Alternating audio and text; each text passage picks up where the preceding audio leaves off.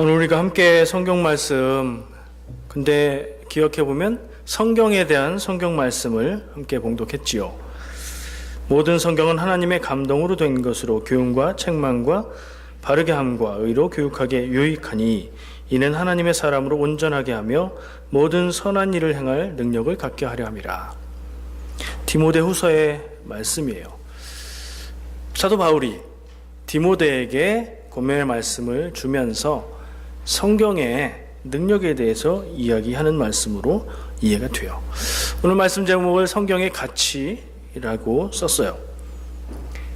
성경의 가치가 무엇일까요? 가치라는 말이 좀 추상적이라서 이렇게만 물으면 어떻게 생각이 드실지 머리에 떠오르시는 생각이 있으세요? 성경의 가치는 무엇일까? 이렇게 바꿔보죠. 나에게는 성경이 어떤 가치가 있나?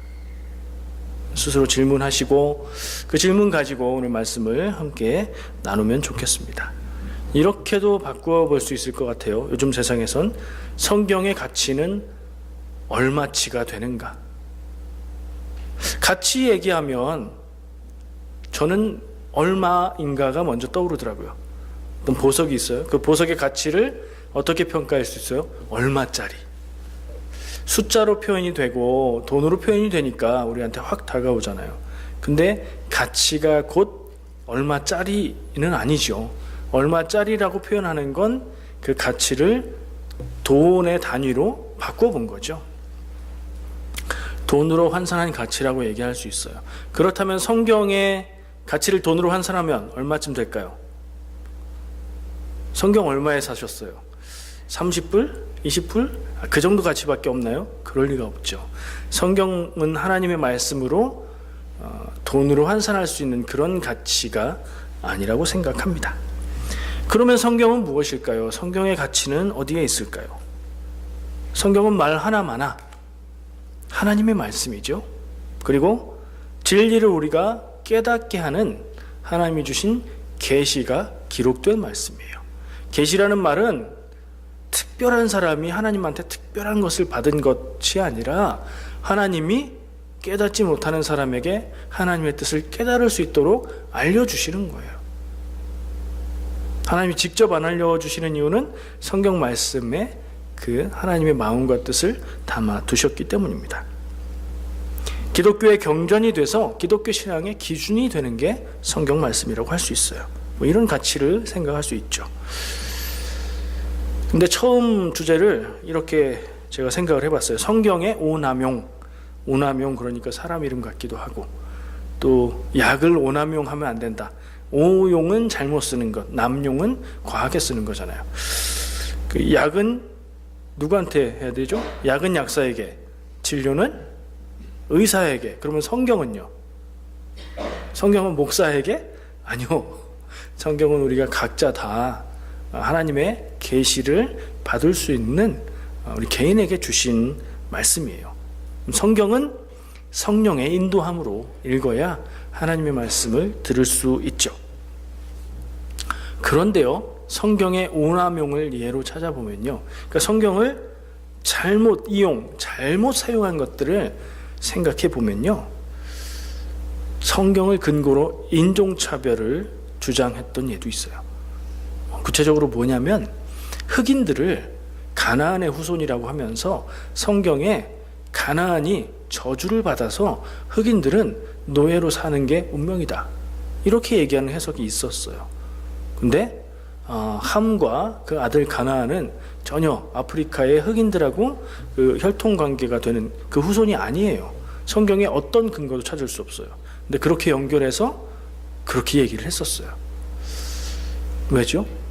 백인들이 흑인들을 노예로 그렇게 이용했던 그것을 정당화하는 근거를 성경에서 찾았던 거예요. 예. 유대인 학살, 나치가, 히틀러가 유대인을 수백만 명을 학살했어요. 근데 성경의 내용을 근거로 해서 그것을 주장했어요. 게르만 민족은 우수하고 순수하고 유대인은 예수님을 죽인 민족이다. 그렇게 해서 유럽에서 안 그래도 박해받던 유대인들인데 그들이 수백만 명을 학살을 했어요. 독일이잖아요. 그 당시에 독일에 교회가 있었을까요? 없었을까요? 있었어요. 독일의 교회가 많은 교회들이 히틀러에게 동조했고 히틀러를 지지했어요. 어떻게 그럴 수 있었을까요? 어떤 사람들은 나와 다른 사람들을 미워하고 차별하는 근거로 성경 말씀을 사용해요. 어떤 경우에는 전쟁과 학살을 정당화하는 근거로 성경을 사용합니다. 십자군 전쟁, 성지를 회복하자는 명분을 가지고 전쟁을 일으켰지만 성과도 없었고 수많은 상처와 아픔만 남긴 일이 되었죠. 개인적으로는 자기의 욕심을 이건 욕심이 아니야 라고 정당화하는 근거를 성경에서 찾아요. 내 죄를 변호하는 근거로 성경을 들어요. 어떻게 그럴 수 있을까요? 여러분은 그렇게 해보셨나요? 성경에도 이랬으니까 이거 괜찮아 이런 생각 해보셨어요? 근데 그런 걸 생각한다는 것 자체가 나의 양심에 거리낀다는 증거이잖아요. 어떻게 영원불변의 진리인 하나님의 말씀이 그렇게 이용될 수가 있을까요? 성경의 문제인가요? 또 반대로 지금도 늘 일어나고 있는, 역사 가운데 늘 일어나고 있는 일들이 있어요. 성경을 읽는 사람들이 그 삶이 변화돼서 하나님의 사람이 되는 역사는 헤아릴 수가 없어요. 어떤 사람들은 성경을 보다가 기독교인들을 박해하는 사람이 기독교인이 된 예들도 있고요. 교도소에 수감된 범죄자가 성경을 읽다가 은혜 받고 변화되고 목회자가 되는 경우도 많이 있어요. 어떻게 이 두 가지 현상, 성경을 오남용한 것처럼 보이는 잘못된 적용이 있을 수가 있고 또 반대로 사람을 온전하게 변화시키는 일이 동시에 있을 수가 있을까요? 성경 말씀이 하나님의 말씀이고 진리라면 사람을 변화시키는 일에 작용을 한 것은 맞는 것 같은데 그 성경을 가지고 엉뚱한 이야기를 하는 그런 일들이 어떻게 있을까요? 뭐가 문제일까요? 성경에 문제가 있어서요? 그거 안 되잖아요. 성경에 문제가 있으면 안 되잖아요. 성경에 문제가 아니라면 그 성경을 가지고 엉뚱한 주장을 하는 사람이 문제가 있겠죠. 그 성경을 보고 해석하고 인용하는 그 사람의 생각과 시각에 오류가 있어서 성경을 잘못 성경을 이용하는 거겠죠.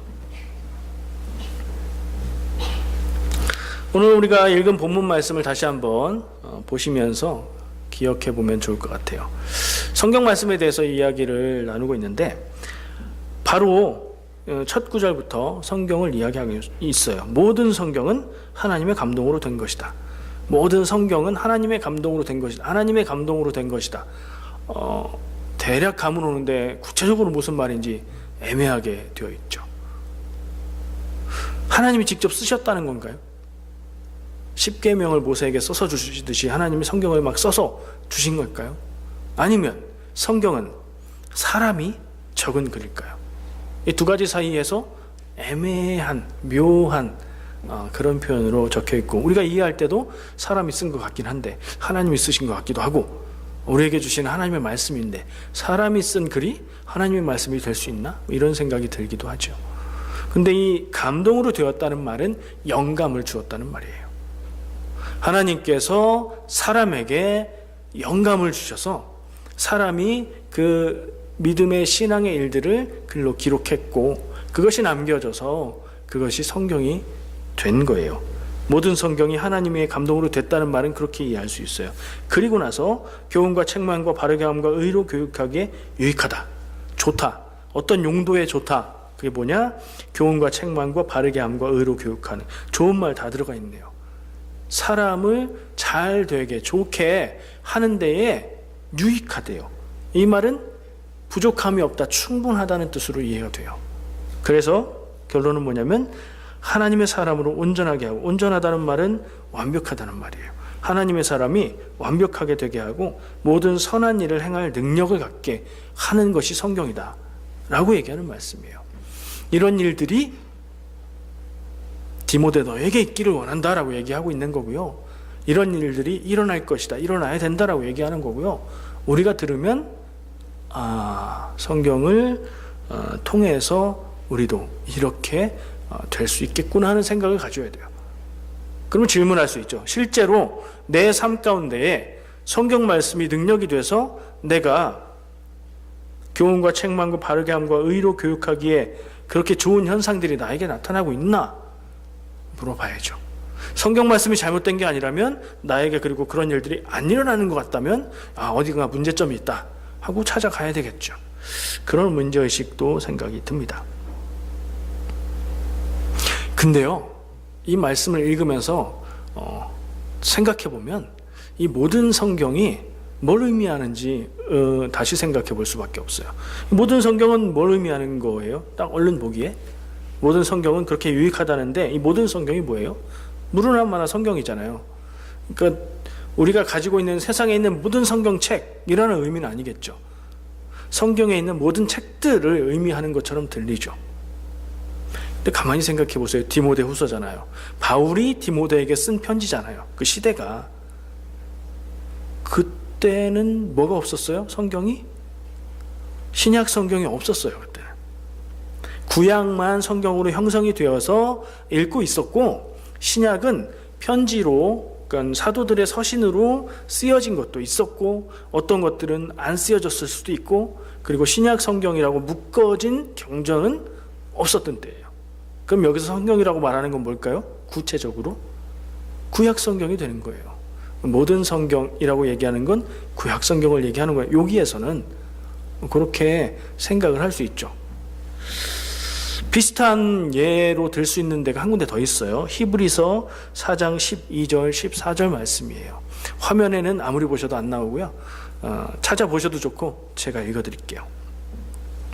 하나님의 말씀은 살아있고 활력이 있어 저우의 날선 어떤 검보다도 예리하여 혼과 영과 및 관절과 골수를 찔러 쪼개기까지 하며 또 마음의 생각과 뜻을 판단하나니 지으신 것이 하나도 그 앞에 나타나지 않음이 없고 우리의 결산을 받으실 이에 눈앞에 만물이 벌거벗은 것 같이 드러나느니라. 그러므로 우리에게 큰 대제사장이 계시니 승천하시니 곧 하나님의 아들 예수시라. 우리가 믿는 도리를 굳게 잡을지어다. 아멘. 이 말씀 가운데 처음부터 하나님의 말씀은 이라는 말로 시작을 해요. 이 하나님의 말씀은 성경이잖아요. 하나님의 말씀. 성경은 우리가 하나님의 말씀이라고 말하잖아요. 그럼 하나님의 말씀은 성경이겠죠. 그럼 성경은 살아있고 활력이 있어서, 활력이 있다는 건 움직이는 어떤 힘과 능력이 있다는 얘기예요. 살아있으니까. 그래서 좌우에 날선 양날 검보다도 더 예리해서 사람의 영, 관절, 골수를 찔러 쪼갠다. 사람을 막 자르고 죽인다는 얘기가 아니라 사람의 깊은 영혼과 내면까지도 변화시킨다는 뜻이에요. 성경은 능력이 있어서 사람을 변화시킨다. 요약하면 이 말이에요. 근데 이 하나님의 말씀, 이건 뭘까? 성경이라고 생각했는데 말씀을 여기만 똑 떼서 읽으면 성경으로밖에 안 받아들여져요. 근데 이 앞뒤를 다 읽어보면 이것이 책으로 만들어진 성경을 가리킨다기보다는 안식에 대한 하나님의 약속. 히브리서에서 이 안식을 얘기하면서 하나님 안에서 온전한 안식으로 이야기하고 있고, 그거는 결국에 뭐예요? 구원받는 것을 표현하고 있거든요. 그러니까 구원에 대한 약속, 안식에 대한 약속을 쭉 이야기하다가 그 하나님의 말씀은 살아있고 라고 표현하고 있는 걸로 이해가 돼요. 그러니까 여기서 하나님의 말씀은 안식에 대한 요 앞에서 이야기하고 있었던 그 하나님의 말씀으로 꼭 집어서 말하자면 그렇게 이해할 수 있어요. 그러면 우리가 성경을 읽으면서 그런 걸 어떻게 다 알아요? 막 읽어 넘어가는데. 그리고 이 두 가지에 더 있을 수도 있지만, 이 두 가지에 모든 성경과 하나님의 말씀을 우리가 가지고 있는 성경책, 하나님의 말씀이라고 우리가 말해서 그냥 1대1로 바로 연결되는 것 같았던 그 성경이라고 생각하면 맞나요? 틀리나요? 맞는 것 같기도 하고 틀릴 것 같기도 하고, 그렇죠. 그러니까 이런 경우가 어떤 때는 그렇게 적용하면 안 될 때가 있고요, 어떤 때는 그렇게 적용해도 문제가 없을 때가 있어요. 이번은 어떨까요? 한번 집어넣어서 다시 생각해 보죠. 모든 성경은 그냥 성경으로 생각하고요. 우리가 보고 있는 구약 창세기부터 요한계시록까지 써 있는 모든 성경은 하나님의 감동으로 된 것으로 교훈과 책망과 바르게 함과 의로 교육하기에 유익하다. 하나님의 사람으로 온전하게 해서 모든 선한 일을 행할 능력을 갖게 한다. 말이 되죠. 문제가 없는 것으로 이해가 되죠. 전혀 무리가 없어요. 또 저쪽에 히브리서의 하나님의 말씀에 창세기부터 요한계시록까지 이 성경은 살아있고 능력이 있어서 사람을 변화시킨다. 말이 되죠. 말이 될 뿐 아니라 맞는 말이죠. 이렇게 확대해서 해석하는 것이 괜찮은가요? 안 되나요? 괜찮아요. 이 경우에는 괜찮아요. 근데 단어가 같다고 해서, 단어가 그걸로 들린다고 해서 바로바로 100% 갖다 연결해서 해석하면 안 되는 경우도 있어요. 근데 이번 경우는 그런 걸 생각하고 무르나 마나 멀리 돌아서 제자리에 오는 것 같은 느낌이네요. 그렇죠? 결국에는 뭐 그래도 문제 없다는 얘기니까. 그래도 그냥 제자리에서 이거는 성경책을 얘기하는 거야. 창세기부터 요한계시록까지 66권의 성경을 말하는 거야 라고 단순하게 생각하는 것하고 이렇게 멀리 돌아서 이런 것도 생각해보고 저런 것도 생각해보고 다시 이해하고 이게 적용이 되나 안 되나 생각해본 다음에 같은 결론을 내리는 것하고는 좀 다른 것 같아요. 우리가 학자도 아닌데 성경 말씀을 막 그렇게 잘하는 것도 아닌데 그렇게까지 봐야 되나 하는 생각도 들 수 있어요. 그러나 성경을 내 마음대로 해석하면 안 되기 때문에. 그러면 어떤 일이 생겨요? 아까 성경의 오남용이라고 얘기했던 그런 일들이 나한테 생기는 거예요. 내가 읽고 내가 생각되는 대로 연결해서 내 마음대로 풀어버리면, 근데 그게 맞을 때도 있고 틀릴 때도 있는데 틀리는 쪽으로 가서 그걸 주장해버리면 이단이 되는 거예요. 어떻게 지금까지 제가 지금 얘기한 부분, 그리고 이 성경이 말하고 있는 부분들은 뭐라고 말할 수 있을까요? 제가 이렇게 쭉 생각하다 보니까 그거는 성경의 능력이야, 이런 생각이 들었어요. 앞에 오늘 본문 말씀 디모데후서의 말씀을 생각해 보면 성경은 하나님의 사람을 온전하게 만든다. 성경의 능력이죠. 성경이 하나님의 사람을 온전하게 만들 수 있다. 성경의 능력이잖아요. 그리고 히브리서의 말씀, 성경은 살아있고 능력이 있어서 사람을 변화시킨다. 성경의 능력이에요. 성경이 그렇게 능력 있게 작동할 수 있다는 얘기예요. 저는 성경의 가치를 이야기하고 싶고요. 성경의 가치를 이야기하는 데는 한 단계를 좀 건너가야 돼요. 성경 자체는 그런 능력이 있어요. 오늘 우리가 함께 나누어 본 말씀을 생각해 보면 이 성경 안에 그런 능력이 있어요. 성경에 뭐가 달려 있어요? 지퍼가 달려 있어요. 이걸 쫙 닫아가지고 아무도 못 열게 안 닫아지네. 쫙 닫아서 집에다 놔요. 잘 깨끗하게 귀하게 여기서 매일매일 겉을 닦고 잘 모셔놔요. 그러면 이 성경에 있는 놀라운 능력, 사람을 온전하게 하고 사람을 변화시키는 능력이 나에게 작동이 될까요? 성경을 귀하게 여겨요. 깨끗하게 닦아요. 잘 모셔놔요. 이 지퍼는 안 열어요. 딱 닫아놓고. 성경에 능력이 있어요. 하나님이 주신 능력이에요. 성경의 능력인데 그 능력을 나에게 작용하게 만드는 건 또 다른 일이라고요. 그렇죠? 그 성경이 나에게 작용하고 그 성경이 나에게서 작동이 돼서 나를 오늘 말씀에서 말하는 대로 변화시키고 온전하게 만드는 것, 그것이 성경의 가치라고 생각을 해요. 물어볼게요. 여러분은 성경의 이 가치, 성경 때문에 삶에 변화가 있습니까?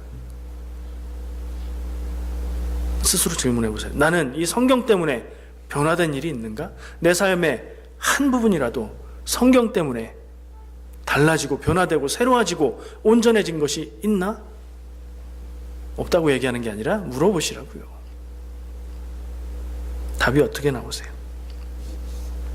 성경의 가치가 사람을 변화시키는 일이라면 성경이 그런 능력을 갖고 있는 것은 우리가 의심할 필요가 없는데 그것이 나에게 나타나지 않는다면 중간 과정이 없는 거예요. 뭔가가 없어서 그게 안 나타나는 거예요.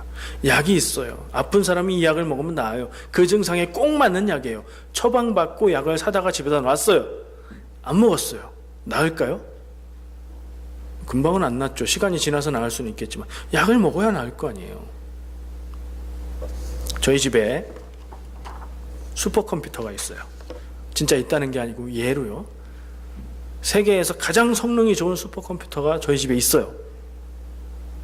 맨날 닦고 막 자랑하고 사진 찍어서 막 올리고 그래요. 근데 전원을 연결하지 않고 스위치를 켜지 않으면 그 슈퍼컴퓨터가 그 능력이 작용이 될 수 있을까요? 아니요. 그냥 자리만 차지하고 있는 거예요. 저희 집에 성경이 아주 많이 있어요. 실제로 여러 권이 있긴 해요. 이것도 예로 드는 거예요. 그러니까 여러분들로 상상해 보세요. 여러분들의 집에 성경이 있어요. 우리가 예배용으로 쓰는 개역개정 성경. 근데 읽다 보니까 어려워서 쉽게 읽으려고 새번역 성경, 공동번역 성경 쫙 번역별로 갖춰놨어요. 그 외에도 다른 출판사에서 나오는 다른 번역도 막 사놨어요. 더 생각이 들고 욕심이 나서 영어 성경도 막 쫙 갖춰놨어요. 책장 하나를 성경으로 가득 채워놨어요. 그러면 그 성경이 나의 삶을 변화시킬 수 있을까요? 성경을 바라보면서 하나님의 말씀이 우리 집안에 이렇게 꽉 차게 있는데 변화시킬 수 있을까요? 없죠. 성경에 하나님의 사람을 변화시키는 능력이 있지만 그 능력이 누군가에게 작동하게 되려면 해야 되는 게 있어요. 뭐 해야 돼요? 너무 쉽고 간단하고 단순해요. 뭐 해야 돼요? 성경을 읽어야 돼요. 성경의 내용을 알아야 돼요. 성경을 봐야 하고 성경을 들어야 하고 선포되는 하나님의 말씀, 설교 말씀 가운데서 주시는 말씀을 들어야 되고, 그죠? 그 간단한 과정이 없으면 이 하나님의 능력이 있는 성경이 나의 삶을 변화시키지 못해요. 그게 있으면 그 삶을 변화시키는 능력이 나에게 작동이 되고 내 것이 되는데 그게 없으면 소용이 없는 거예요. 제가 굳이 말하지 않아도 성경을 읽지 않는 것이 얼마나 손해인 줄 아시겠죠? 성경을 읽는다는 간단한 말로 표현을 했어요. 성경을 읽는 게 근데 말이 쉽지 사실 솔직히 어려운 일이에요. 개역개정 성경을 딱 집에서 예배 때 쓰는 성경을 폈어요. 읽기 시작했어요. 창세기 읽어요. 말이 어려워요. 개역개정 성경 제가 봐도 어려운 말들이 있어요. 무슨 말인지 모르겠어요. 덮어놓고 성경을 덮어놓고 그냥 믿어요. 건강한 믿음이 될 수 없어요. 안 돼요. 쉬운 성경이 이때더라. 쉬운 번역이 이때더라. 그러니까 내가 읽기에 좋은 잘 번역된 성경을 구해서 읽는 것도 성경을 읽는 좋은 방법이에요. 창세기부터 읽어요. 번역을 바꿔서 읽어보니까 엄청 재밌어요. 의미도 새록새록 다가오고 재밌어요. 창세기 다음에 뭐 있어요? 책이 출애굽기. 모세 얘기 막 재앙 나오고 이스라엘 백성들 데리고 막 가는 얘기들 흥미진진하고 이 사람들 왜 이러지 답답해 막 이런 생각 들고 재밌게 읽었어요. 그 다음에 뭐가 나와요? 레위기. 구약 성경과 신약 성경에 있는 통독의 벽. 딱 보니까 제사하는 방법 나오고 율법 나오고 나랑 아무 상관이 없는 얘기, 내가 전혀 모르는 얘기가 계속 나와요. 나는 성경 읽으면 안 되나 보다. 탁 덮어요. 그래야 되겠습니까? 아니죠. 제가 그럴 때마다 권하는 방법이 있어요. 레위기는 건너뛰세요. 너무 힘들어서 괴로운 그 성경을 억지로 읽을 필요 없어요. 그걸 읽지 말란 얘기가 아니라 건너뛰고 그 다음에 민수기 가면 다시 스토리가 나오거든요. 이해할 수 있어요. 그냥 이어서 또 보시고 읽으시고 내가 성경 지식도 좀 쌓이고 이해가 되고 은혜가 될 수 있을 때 그때 읽으면 돼요. 왜요? 거기서 멈추는 것보단 그 뒷부분을 읽는 게 훨씬 나으니까요. 성경을 그렇게 읽으면 좋을 것 같아요. 읽는 방법만 있나요? 요즘엔 오디오 성경이 있어요. 성경을 막 들어요. mp3 파일로 된 성경을 구입해가지고 들을 수 있어요. 그러면 뭐가 좋아요? 운전할 때도 들을 수 있고 어디 갈 때도 들을 수 있고 가족끼리 다 같이 들을 수도 있고 굉장히 좋겠죠. 들을 수 있어요. 그거 사야 되잖아요. 앱으로 나온 무료 성경, 오디오 성경도 있는 것 같아요. 그런 거 할 수 있어요. 그러면 성경을 읽는 방법, 듣는 방법만 있나요? 좀 더 깊이 있게 성경을 접할 수 있는 방법이 또 있어요. 성경을 써요. 내가 성경을 막 새롭게 쓴다는 게 아니라 성경 말씀을 보고 옆에다 노트를 놔두고 베껴 쓰는 거예요. 정성껏 베껴 쓰다 보면요, 한 문장을 읽고 또 읽고 기억하고 해야 옮겨 쓸 수 있으니까 이건 눈으로 한번 읽는 거하고는 그 다가오는 수준이 달라요. 쓰기를 해보시면 알아요. 성경 쓰기도 제가 좋은 방법으로 권합니다. 혼자 읽으니까 어떤 말씀은 그냥 훅 넘어가고 어떤 부분은 잘 이해가 안 되고 그래요. 교회에 가보니까 교회에서 이번에 뭐 성경 읽기 모임이 있대요. 성경 공부 모임이 있대요. 거기 가서 함께 해설해주고 가르쳐주는 것도 듣고 다른 사람들이 읽고 이해하고 나누는 은혜도 함께 나누고 그럴 수 있어요. 내가 잘 모르면 거기서 같이 얘기할 수 있고 같이 읽으면 훨씬 더 좋아요. 그 성경 읽기 모임, 성경 공부 모임 있다고 광고하시면 오늘 내가 다음번에는 해야 되겠다 마음을 좀 먹으시면 좋을 것 같은 생각도 들어요. 어떤 방법을 통해서라도 제가 예를 이렇게 구체적으로 드는 이유는 여러분들 좀 더 하시라고요. 더 해보시라고요. 그러면 뭐가 어떻게 될까요? 오늘 성경에서 이야기한 사람을 온전하게 하고 사람의 깊은 부분을 저는 변화시킨다는 말로 표현만 했지만 깊이 있는 상처가 치유되고 깊이 있는 삐뚤어진 마음들이 회복되고 그런 역사가 우리에게 나타날 거라고요. 자, 성경을 읽는다는 말로 함축해서 성경의 능력을 우리가 생각했고요. 처음엔. 그 다음엔 이 성경의 가치는 사람을 변화시키는 데 있다 생각했고요. 그 변화는 어떻게 일어나느냐? 구체적으로 내가 이것을 읽을 때에 일어난다. 사람이 성경을 읽어요. 그러면 이해가 일어나죠. 그 과정을 통해서 더 해야 되는 것들이 있어요. 이해만 하고 지식으로만 그치면 그냥 아는 것에 끝나는데 묵상을 하라고 하죠. 묵상을 다른 말로 바꾸면 뭐예요? 깊이 생각하는 거예요. 성경 읽은 내용을 이해한 후에 그것을 깊이 생각해야 돼요. 나하고 무슨 관계가 있는지, 이게 내 인생에 어떤 의미가 있는지, 내가 살아가면서 겪는 많은 사건들이 있는데 그거하고 별로 관계없는 내용이 아니라 다 관계가 있는 내용이에요. 깊이 생각하다 보면. 그럼 어떤 일들이 일어나요? 아, 내가 그때는 그런 생각 못했는데 그때 이렇게 할걸. 앞으로는 이 성경 말씀을 읽고 깨달은 것처럼 이렇게 해야지. 성경 말씀에 이웃을 사랑하라고 하는데 나는 어떤 이웃을 사랑할 수 있을까? 어떻게 할 수 있을까? 이런 적용이 되는 거죠. 성경을 읽고 묵상하고 적용. 근데 이제 지금 예를 든 대로 그때 잘할 걸 앞으로 잘해야지, 이렇게 해야지 하는 것도 적용인데, 그것도 참 좋은 적용인데 정말 중요한 적용은 읽고 생각하고 깨달은 것을 바로 행하는 것이라고 생각해요. 그러니까 이 과정을 통해서 우리가 성경 말씀이 내 삶을 바꾸는 그 놀라운 일들이 내 안에 일어나게 만들 수 있다는 거예요. 이런 적용이 있는 삶이 되시기를 축복합니다. 여러분들 특별히 좋아하는 찬송가, 찬양 있으시죠? 뭐 곡조가 좋아서라든지 찬양 가사가 좋아서라든지 뭐 그런 거 있으실 거예요. 근데 전 세계적으로 가장 유명한 찬송가가 있다면 뭘까요? 이 찬송가는 믿음 없이 교회 안 다니는 사람들도 많이 알아요. Amazing Grace라는 제목의 찬양이 있죠? 나 같은 죄인 살리신. 얘기하니까 바로 떠오르지 않아요? 유명한 가수들마다 다 불렀어요. 곡조도 아름답고 굉장히 좋아요. 사람의 마음을 움직이는 힘이 있어요. 이 찬송가는. 이 찬양의 가사를 지은 사람 아세요? 존 뉴턴이라는 사람이에요.